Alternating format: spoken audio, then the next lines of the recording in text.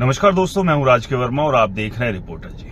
दोस्तों, क्या भारत का रियल एस्टेट बाजार एक और बड़े झटके की तरफ बढ़ रहा है? क्या करोड़ों लोगों का घर खरीदने का सपना अब उनसे दूर होने वाला है? क्या वो समय आ गया जब प्रॉपर्टी की कीमतें रुक जाएंगी या फिर गिरना शुरू हो जाएंगी? और सबसे बड़ा सवाल, अगर अभी आपके पास पैसा है तो क्या आपको घर खरीद लेना चाहिए या अभी इंतजार करना चाहिए?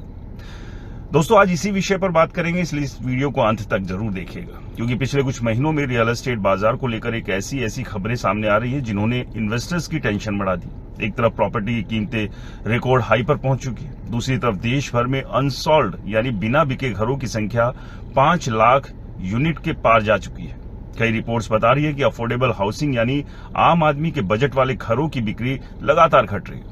ऐसे में सवाल उठना लाजमी है कि कहीं ये 2008 जैसी किसी नई कहानी की शुरुआत तो नहीं है? क्या भारत का रियल एस्टेट बाजार उस मोड़ पर आकर खड़ा हो गया है जहां से या तो नई ऊंचाई मिलेगी या फिर कोई बड़ा झटका? और इसी सवाल का जवाब दिया है देश के सबसे बड़े रियल एस्टेट दिग्गजों में से एक नरेडको के चेयरमैन डॉक्टर निरंजन हीरानंदानी ने। लेकिन उनका जवाब सुनकर शायद आप भी चौंक जाएंगे, क्योंकि उनका कहना है कि फिलहाल किसी भी तरह के बड़े क्रैश के संकेत नहीं है, लेकिन एक ऐसा खतरा जरूर पैदा हो गया है जिसे नजरअंदाज करना पूरे सेक्टर के लिए भारी पड़ सकता है। दरअसल कोविड के बाद भारत के रियल एस्टेट सेक्टर ने जबरदस्त वापसी की थी। दोस्तों, 2020 और 2021 में लोग घरों के अंदर कैद थे, लेकिन जैसे ही दुनिया सामान्य हुई, लोगों को महसूस हुआ कि घर सिर्फ रहने की जगह नहीं, बल्कि उससे बड़ा सुरक्षा कवच है। वर्क फ्रॉम होम आया, ऑनलाइन पढ़ाई शुरू हो गई, घर से इंटरव्यू होने लगे और अचानक घर की जरूरत पहले से कहीं ज्यादा इंपॉर्टेंट हो गई।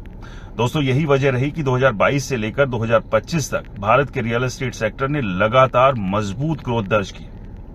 दोस्तों, property consultancy company Anarock research और नाइट फ्रैंक इंडिया की रिपोर्ट्स के अनुसार पिछले कुछ सालों में देश के बड़े शहरों में रेजिडेंशियल प्रॉपर्टी की कीमतों में 2 अंकों की वृद्धि दर्ज की गई। वहीं JLL इंडिया और CBRE इंडिया की रिपोर्ट्स बताती है कि लग्जरी और प्रीमियम हाउसिंग सेगमेंट में रिकॉर्ड बिक्री देखने को मिली।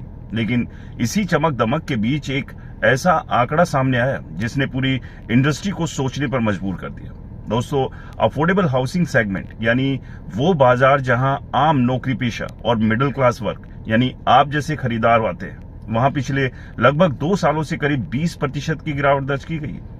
डॉक्टर हीरानंदानी के मुताबिक उनके 45 साल के करियर में पहली बार ऐसा हुआ है कि पिरामिड के सबसे निचले हिस्से यानी आम खरीदार की मांग कमजोर होती दिखाई दे रही है। और यही सबसे बड़ी चिंता है, क्योंकि किसी भी देश का रियल एस्टेट सेक्टर सिर्फ लग्जरी अपार्टमेंट से नहीं चलता। असली ताकत उस वर्ग में होती है जो पहली बार घर खरीदता है। अगर वही वर्ग बाजार से बाहर होने लगे तो फ्यूचर में मांग का आधार कमजोर पड़ सकता है। अब सवाल उठता है कि ऐसा क्यों हो रहा है? आखिर आम आदमी घर क्यों नहीं खरीद पा रहा? इसका जवाब खुद रियल एस्टेट इंडस्ट्री दे रही है। डॉक्टर हीरानंदानी का दावा है कि एक घर की कुल लागत का लगभग 50% हिस्सा प्रत्यक्ष और अप्रत्यक्ष tax, stamp duty, development charge, labour cess, GST और अलग अलग सरकारी शुल्कों में चला जाता है। यानी अगर कोई व्यक्ति 1 करोड़ रुपए का घर खरीद रहा है तो उसमें लगभग 50 लाख रुपए का हिस्सा अलग अलग टैक्स और शुल्कों के रूप में शामिल हो सकता है। महाराष्ट्र में कोविड के दौरान स्टैंप ड्यूटी में टेम्परेरी कटौती की गई थी और उसके बाद बिक्री में तेज उछाल देखने को मिला, लेकिन जैसे ही राहत वापस ली गई, अफोर्डेबल सेगमेंट की रफ्तार फिर से स्लो पड़ गई। दोस्तों, यही वजह है कि इंडस्ट्री लगातार टैक्स राहत और प्रोत्साहन पैकेज की मांग कर रही है। लेकिन क्या सिर्फ टैक्स ही समस्या है? शायद नहीं। दुनिया में इस समय जो कुछ हो रहा है उसका असर भी भारत के रियल एस्टेट बाजार पर पड़ रहा है। पश्चिम एशिया में तनाव, तेल की कीमतों में उतार चढ़ाव, वैश्विक सप्लाई चेन की समस्या, कंस्ट्रक्शन मटेरियल की बढ़ती कीमतें और बिजनेस टैरिफ जैसे चैलेंजेस कंस्ट्रक्शन कोस्ट को प्रभावित कर रहे हैं। Cement, steel, electrical components, transportation और लेबर लागत से बढ़ने से डेवलपर्स पर दबाव बढ़ रहा है। यही कारण है कि नए प्रोजेक्ट्स की कीमतें भी लगातार ऊपर जा रही हैं। हालांकि डॉक्टर हीरानंदानी का मानना है कि ये दबाव फिलहाल अल्पकालीन है। उनका तर्क है कि भारत अभी भी दुनिया की सबसे तेजी से बढ़ती बड़ी अर्थव्यवस्थाओं में शामिल है और लंबे समय में अर्बनाइजेशन, इंफ्रास्ट्रक्चर और रोजगार की ग्रोथ रियल एस्टेट को मजबूती देती रहेगी। लेकिन यहाँ एक और दिलचस्प बात समझने वाली है दोस्तों, अगर बाजार इतना मजबूत है तो फिर कई जगह बिल्डर खरीदारों को फोन करके ऑफर और डिस्काउंट क्यों दे रहे हैं? क्या ये आने वाले स्लो डाउन का कोई मैसेज है? क्या बाजार कुछ हिस्सों में मांग वास्तव में कमजोर पड़ गई? और अगर हाँ, तो आने वाले 5 से 10 सालों में इन्वेस्टमेंट के लिए कौन से शहर सबसे बड़े मौके बन सकते हैं? आखिर भारत के अगले रियल एस्टेट हॉटस्पॉट कौन होंगे? अब इसी सवाल का जवाब हमें ले चलता है इस वीडियो के दूसरे और सबसे इंपॉर्टेंट हिस्से में, इसलिए आप बने रहिए क्योंकि अभी बहुत कुछ है जो आपको जानना चाहिए। तो दोस्तों, सवाल ये है कि अगर कुछ हिस्सों में स्लो डाउन दिख रहा है, अफोर्डेबल हाउसिंग दबाव में और दुनिया भर में आर्थिक अनिश्चितता बनी हुई, तो फिर डॉक्टर निरंजन हीरानंदानी आखिर इतने आश्वस्त क्यों हैं?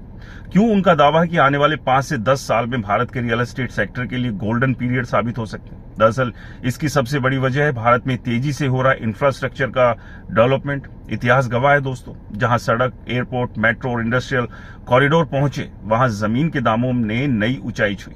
आज वही कहानी भारत के कई नए शहरों में दोहराई जा रही है। डॉक्टर हीरानंदानी का मानना है कि इन्वेस्टर्स को सिर्फ वर्तमान नहीं बल्कि फ्यूचर का इंफ्रास्ट्रक्चर देखना चाहिए। उदाहरण के लिए ग्रेटर नोएडा का जेवर एयरपोर्ट, जिसे देश के सबसे बड़े एविएशन हब में गिना जा रहा है, पहले ही आसपास के इलाकों में प्रॉपर्टी की कीमतों को कई गुना बढ़ा चुका है। इसी तरह Navi Mumbai international airport, Mumbai trans harbour link और नए मेट्रो नेटवर्क ने नवी मुंबई, पनवेल और आसपास के इलाकों को इन्वेस्टर्स की सबसे पहली पसंद बना दी।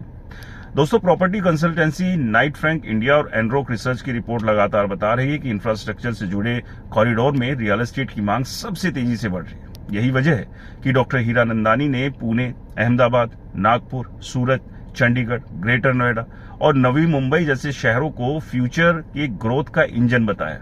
खासकर अहमदाबाद के पास विकसित हो रहा गिफ्ट सिटी, नागपुर का multi modal logistic hub, Pune का आईटी और ऑटोमोबाइल इकोसिस्टम और सूरत का इंडस्ट्रियल विस्तार आने वाले सालों में इन्वेस्टर्स के लिए बड़े मौके पैदा कर सकता है। लेकिन दोस्तों, कहानी यहीं खत्म नहीं होती है। एक और आंकड़ा है जिसने पूरे सेक्टर का ध्यान खींचा है। डॉक्टर निरंजन हीरानंदानी के मुताबिक कुछ साल पहले उनकी कंपनी की बिक्री में एनआरआई खरीदारों की हिस्सेदारी केवल 7 से 8% थी। अब ये बढ़कर 23 से 25% पहुंच गई।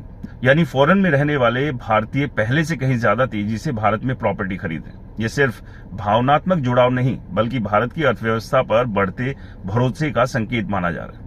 दोस्तों, सीबीआरई इंडिया और जेएलएल इंडिया की रिपोर्ट्स भी बताती है कि भारत का कमर्शियल और रेजिडेंशियल रियल एस्टेट सेक्टर लगातार फॉरेन इन्वेस्टमेंट को अपनी तरफ आकर्षित कर रहा है। इसके पीछे तेजी से बढ़ता अर्बनाइजेशन, नई नौकरियां, डेटा सेंटर, मैन्युफैक्चरिंग हब और टूरिज्म प्रोजेक्ट्स बड़ी भूमिका निभा रहे हैं। नीति आयोग और अलग अलग इंडस्ट्रियल रिपोर्ट्स के अनुसार अगले 15 सालों में भारत की शहरी आबादी 50% के करीब पहुंच सकती है। इसका सीधा मतलब है कि करोड़ों लोगों को नए घर, नए ऑफिस, नए मॉल और नए शहर की जरूरत होगी। हालांकि डॉक्टर निरंजन हीरानंदानी ये भी मानते हैं कि अगर सरकार अफोर्डेबल हाउसिंग और रेंटल हाउसिंग को लेकर बड़े सुधार नहीं करती तो फ्यूचर में मांग और आपूर्ति यानी सप्लाई और डिमांड के बीच अनबैलेंस पैदा हो सकता है। लेकिन फिलहाल उनका संदेश साफ है, भारत के रियल एस्टेट सेक्टर की कहानी अभी खत्म नहीं हुई है बल्कि शायद इसकी सबसे बड़ी उड़ान अभी बाकी है। तो दोस्तों, सवाल सिर्फ इतना है कि क्या आप उन शहरों को पहचान पाएंगे जो अगले 10 साल में आज के